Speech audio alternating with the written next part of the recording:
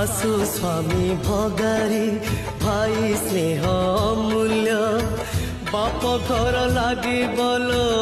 নরকরু निर्मल्य छाड़ी सोना संसार मुझे चली आसी सही दुख को सड़मो एठी बंधा पड़ी भाई कथा न मानी पड़ी पड़ी बुकी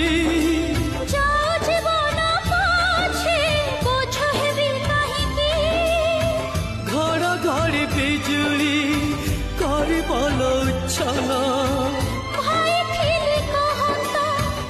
अर्जुन फल्गुन सुना भौणी फेरिया